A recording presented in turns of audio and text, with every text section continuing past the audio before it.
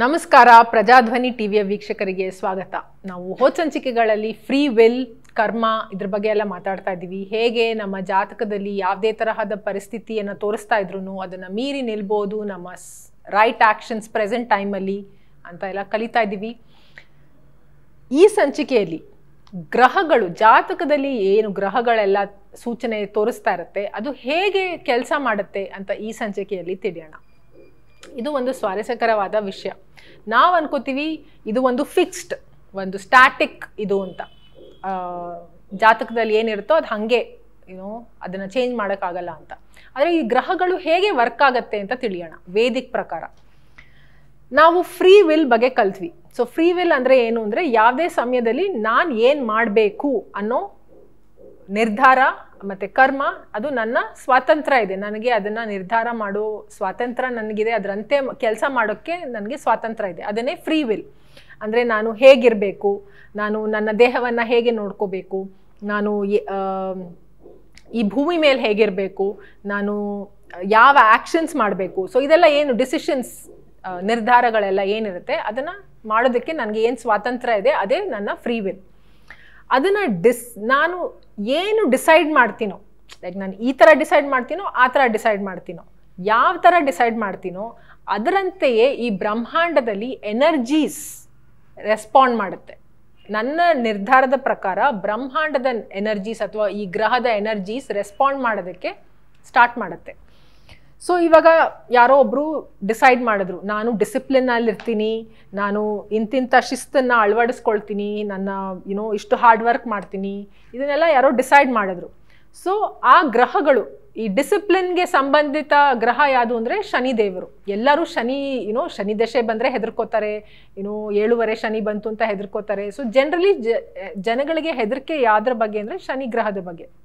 ಆದರೆ ಶನಿ ಗ್ರಹ ಯಾವುದನ್ನ ರೆಪ್ರೆಸೆಂಟ್ ಮಾಡುತ್ತೆ ಅಂದರೆ ಶಿಸ್ತು, ಡಿಸಿಪ್ಲಿನ್. ಯಾರು ಶಿಸ್ತುಬದ್ಧಾಗಿರ್ತಾರೆ ಅವ್ರಿಗೆ ಯಾವುದೇ ತರಹದ, ಅವ್ರ ಚಾರ್ಟಲ್ಲಿ ಎಲ್ಲೇ ಇರ್ಬೋದು ಸ್ಯಾಟರ್ನ್, ಶನಿ, ಆದರೆ ಅವರು ಶಿಸ್ತುಬದ್ಧಾಗಿದ್ರೆ ಅವ್ರಿಗೆ ಸ್ಯಾಟರ್ನ್ ಏನೂ ಮಾಡಲ್ಲ. ಶನಿ ಅವ್ರಿಗೆ ಯಾವುದೇ ತರಹದ ಟ್ರಬಲ್ಸ್ ಅಥವಾ ಏನು ತೊಂದರೆ ಬರಲ್ಲ ಅವ್ರಿಗೆ. ಸೊ ಈ ರೀತಿ ಎನರ್ಜಿ ವರ್ಕ್ ಆಗುತ್ತೆ. ಇವಾಗ ಯಾರು ಇಲ್ಲ ನಾನು ಹೆಂಗೆ ಬೇಕೋ ಹಂಗಿರ್ತೀನಿ, ನಾನು ಹಿಂಗೆ ಮಾಡ್ತೀನಿ, ಹಂಗೂ ಇರ್ತೀನಿ, ಇದು ಮಾಡ್ತೀನಿ, ನನ್ನ ಮನ್ಸಿಗೆ ತೋಚ್ದಂಗೆ ನಾನು ಇರ್ತೀನಿ ಅಂದರೆ ಆವಾಗ ಅವ್ರಿಗೆ ಆ ಗ್ರಹಗಳ ಎಫೆಕ್ಟ್ ಅವ್ರ ಮೇಲೆ, ಆ ಪರಿಣಾಮ ಏನು ಬಿಸಿ ಮುಟ್ಟಿಸ್ತಾರೆ ಅಂತ ಹೇಳ್ತಾರಲ್ಲ, ಆ ಥರ ಅವ್ರಿಗೆ ಆ ಫೀಲಿಂಗ್ ಬರುತ್ತೆ ಲೈಫಲ್ಲಿ. ಸೊ ನಮ್ಮ ಫ್ರೀ ವಿಲ್ಲು ಅಫೆಕ್ಟ್ ಮಾಡುತ್ತೆ. ನಮ್ಮ ಡಿಸಿಷನ್ ನಮಗೆ ಹೇಗಿರುತ್ತೆ ನಮ್ಮ ಜೀವನ ಅನ್ನೋದು ಡಿಸೈಡ್ ಮಾಡೋದು. ಸೊ ಈ ಎನರ್ಜಿ ಆ್ಯಕ್ಚುಲಿ ಚೇಂಜ್ ಆಗುತ್ತೆ ನಮ್ಮ ಡಿಸಿಷನ್ ಪ್ರಕಾರ. ಓಕೆ, ಲೆಟ್ಸ್ ಸೇ ನಾನು ಫಸ್ಟ್ 20 years ಡಿಸಿಪ್ಲಿನ್ಡ್ ಆಗಿದ್ದೆ, ಸೊ ನನಗೆ ಯಾವುದೇ ಥರ ಪ್ರಾಬ್ಲಮ್ ಆಗಲಿಲ್ಲ. ನೆಕ್ಸ್ಟ್ 15 years ಅಥವಾ 10 years ಫುಲ್ ಇಂಡಿಸಿಪ್ಲಿನಲ್ಲಿದ್ದೆ, ಸೊ ಆವಾಗ ನನಗೆ ಪ್ರಾಬ್ಲಮ್ಸ್ ಬಂತು. ಅಂದರೆ ಆ ಗ್ರಹದ ಎನರ್ಜಿ ಪ್ರಭಾವ ನನಗೆ ಆ ಬಿಸಿ ಮುಟ್ಟಿಸ್ತು. ಮತ್ತೆ ನಾನು ನಿರ್ಧಾರ ಮಾಡಿದೆ, ಇಲ್ಲ ನಾನು ಮತ್ತೆ ಡಿಸಿಪ್ಲಿನ್ ಆಗ್ತೀನಿ ಅಂತ. ಮತ್ತೆ ಡಿಸಿಪ್ಲಿನ್ ಆದಾಗ ಮತ್ತೆ ಆ ಎನರ್ಜೀಸ್ ನನಗೆ ಫೇವರಬಲ್ ಆಗಿ ರಿಸಲ್ಟ್ ಕೊಡೋಕ್ಕೆ ಪ್ರಾರಂಭ ಮಾಡುತ್ತೆ. ಸೊ ಹೀಗೆ ನಾವು ಎವ್ರಿ ಮೊಮೆಂಟ್, ಪ್ರತಿ ಕ್ಷಣದಲ್ಲಿ ನಾವು ಡಿಸಿಷನ್ ಮಾಡ್ತಾನೆ ಇರ್ತೀವಿ. So from moment to moment ನಾವೇನು ಡಿಸಿಷನ್ ಮಾಡ್ತಾ ಇರ್ತೀವಿ, ನಾವು ಎಲ್ಲ ಎನರ್ಜೀಸ್ ಕೂಡ ಚೇಂಜ್ ಆಗ್ತಾ ಇರುತ್ತೆ. ಸೊ ಈ ಹೋಲ್ ಗ್ರಹ ಸಿಸ್ಟಮ್ ಅಥವಾ ಏನಿದೆ, ಅದರ ರಿಸಲ್ಟ್ ಏನಿದೆ, ಅದು ನಮ್ಮ ಪ್ರತಿ ಚೇಂಜ್ ಆಗ್ತಾ ಇರುತ್ತೆ. ಸೊ ಅದಕ್ಕೆ ನಾವು ಇನ್ಡಿಸಿಪ್ಲಿನ್ ಆಗಿರಬಾರ್ದು. ಇದು ನಾವೊಂದು ದೊಡ್ಡ ಪಾಠ ಏನು ಕಲಿಬೇಕು ಅಂದರೆ ನಮ್ಮ ನಿರ್ಧಾರ ಹೇಗಿರಬೇಕು, ಅದಕ್ಕೆ ನಾನು ಯಾವ ಥರ ನಿರ್ಧಾರ ತಗೊಳ್ಳೋದಕ್ಕೆ ಯಾವ ಜ್ಞಾನವನ್ನು ಪಡಿಬೇಕು, ಅದು ಮೋಸ್ಟ್ ಇಂಪಾರ್ಟೆಂಟ್. ಸೊ ಯಾರಾದರೂ ಅಂದ್ಕೊಂಡ್ರೆ ನಾನು ಏನು ಬೇಕಾದ್ರೂ ಮಾಡ್ಬೋದು, ಏನಾಗಲ್ಲ, ಏನಂತೆ ಹೆಚ್ಚಾಗಿ ಜನರು ತಪ್ಪು ದಾರಿಯಲ್ಲಿ ಹೇಗೆ ಹೋಗ್ತಾರೆ ಅಂದರೆ ಅವ್ರಿಗೆ ಇಮಿಡಿಯೇಟಾಗಿ ರಿಸಲ್ಟ್ ಬರಲ್ಲ, ಸ್ವಲ್ಪ ಟೈಮ್ ಆದಮೇಲೆ ಬರುತ್ತೆ. ಹಾಗಾಗಿ ಅವ್ರು ಅನ್ಕೋತಾರೆ ಒಂದ್ಸತಿ ಮಾಡಿದ್ರೆ ಏನು ತೊಂದರೆ ಇಲ್ಲ ಅಂತ. ಹಾಗೆ ಅಲ್ವಾ, ತಪ್ಪು ದಾರಿ ಹಿಡಿಯೋದು ನಾವೆಲ್ಲ ಹಾಗೇನೆ, ಒಂದ್ಸತಿ ಮಾಡಿದ್ರೆ ಏನು ತೊಂದರೆ ಇಲ್ಲ ಅಂತ. ನಾವು ಒಂದ್ಸತಿ ನಾವು ಇಂಡಿಸಿಪ್ಲಿನ್ ಆಗಿಬಿಟ್ರೆ ಅದು ಇಂಡಿಸಿಪ್ಲಿನ್ ಬಿಲ್ಡ್ ಆಗ್ತಾ ಆಗ್ತಾ ಹೋಗುತ್ತೆ. ಸೊ ಆವಾಗ ಇಂಡಿಸಿಪ್ಲಿನ್ ಆದಾಗ ಎಲ್ಲ ಗ್ರಹನೂ ನಮಗೆ ಪ್ರಾಬ್ಲಮ್ಮೇ ಕೊಡುತ್ತೆ. ಆವಾಗ ನಾವು ಹೇಳ್ತೀವಿ, ಈ ಶನಿ ಗ್ರಹ ನಮಗೆ ಇದು ತೊಂದರೆ ಕೊಡ್ತಾ ಇದೆ, ರಾಹು ಕೇತು ಇದು ನಮಗೆ ತೊಂದರೆ ಕೊಡ್ತಾ ಇದೆ, ಆ ಗ್ರಹ ತೊಂದರೆ ಕೊಡ್ತಾ ಇದೆ. ನಾವೆಲ್ಲ ಬ್ಲೇಮ್ ಏನು, ನಾವು ನಮ್ಮ ದೋಷವನ್ನು ನಾವು ನೋಡ್ತಾ ಇಲ್ಲ, ನಾವು ಎಲ್ಲ ಬ್ಲೇಮ್ನ ಗ್ರಹದ ಮೇಲೆ ಹಾಕ್ತಾ ಇದ್ದೀವಿ. ಗ್ರಹಗಳು ನಮಗೆ ಹಿಂಗೆ ಪ್ರಾಬ್ಲಮ್ಸ್ ಕೊಡ್ತಾ ಇದೆ ಅಂತ. ಜ್ಯೋತಿಷಿಗಳು ಈಗಿನ ಕಾಲದ ಜ್ಯೋತಿಷಿಗಳು ಕೂಡ ಇದನ್ನ ತಪ್ಪಾಗಿ ಹೇಳ್ತಾರೆ, ಲೈಕ್ ನಿಮ್ಗೆ ಈ ಗ್ರಹ ನಿಮ್ಗೆ ಇಷ್ಟು ತೊಂದರೆ ಕೊಡ್ತಾ ಇದೆ ಅಂತ. ಗ್ರಹಗಳು ನಮ್ಗೆ ತೊಂದರೆ ಕೊಡ್ತಾ ಇಲ್ಲ, ನಮಗ್ ನಾವೇ ತೊಂದರೆ ತಂದ್ಕೋತಾ ಇದೀವಿ. ಯಾವ್ದ್ರ ಮೂಲಕ ಅಂದ್ರೆ ಶಿಸ್ತು ಇಲ್ದೇ ಇರೋದ್ರ ಮೂಲಕ.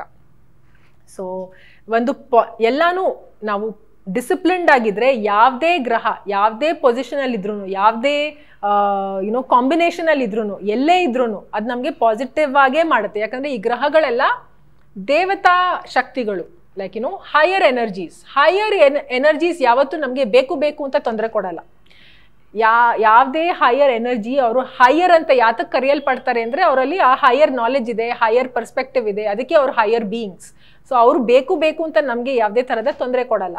ಅವ್ರು ಯಾತಕ್ಕೆ ನಮಗೆ ಅದು ಬರ್ತಾ ಇದೆ ಎಫೆಕ್ಟ್ ಅಂದರೆ ನಾವು ಸರಿ ಮಾಡ್ತಾ ಇಲ್ಲ ಏನೋ ಒಂದು, ಅದಕ್ಕೆ ನಮಗೆ ಆ ಎಫೆಕ್ಟ್ ಬರ್ತಾ ಇದೆ. ಸೊ ಇದನ್ನು ತಿಳ್ಕೊಳ್ಳೋದು ತುಂಬ ಮುಖ್ಯ. ಸೊ ಏನಾದರೂ ನಮಗೆ ಪ್ರಾಬ್ಲಮ್ ಆಗ್ತಾ ಇದೆ ಅಂದರೆ ಫಸ್ಟ್ ಕ್ವೆಶ್ಚನ್ ಮಾಡ್ಕೋಬೇಕಾಗಿರೋದು ನಮ್ಮನ್ನು ನಾವೇ, ನಾನು ಎಲ್ಲಿ ತಪ್ಪು ಮಾಡ್ತಾ ಇದ್ದೀನಿ ಅಂತ.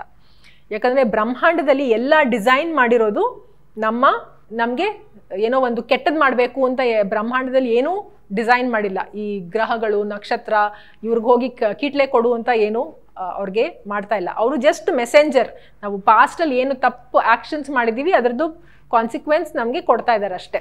ಅವರು ಜಸ್ಟ್ ಒಂದು ಪಾರ್ಸಲ್ ಡೆಲಿವರಿ ಮಾಡ್ದಂಗೆ, ಒಂದು ಪೋಸ್ಟ್ ಮ್ಯಾನ್ ಲೆಟರ್ ತೊಗೊಂಡು ಬಂದು ಕೊಟ್ಟಂಗೆ ಕೊಡ್ತಾ ಇದ್ದಾರೆ ಅಷ್ಟೇ ಅದನ್ನು. ಸೊ ಹಾಗಾಗಿ ನಾವು ಯಾವುದೇ ಕಾರಣಕ್ಕೂ ಈ ಗ್ರಹಗಳನ್ನು ನಕ್ಷತ್ರಗಳನ್ನು ದೂಷಣೆ ಮಾಡಬಾರ್ದು. ಅದರಿಂದ ನನಗೆ ಹಿಂಗಾಗ್ತಾ ಇದೆ ಅಂತ ನಾವು ನಮ್ಮನ್ನೇ ಪ್ರಶ್ನೆ ಮಾಡ್ಕೋಬೇಕು, ಇದು ಯಾತಕ್ಕೆ ಆಗ್ತಾ ಇದೆ, ನಾನು ಎಲ್ಲಿ ತಪ್ಪು ಮಾಡ್ತಾ ಇದ್ದೀನಿ ನಾನು ಅಂತ.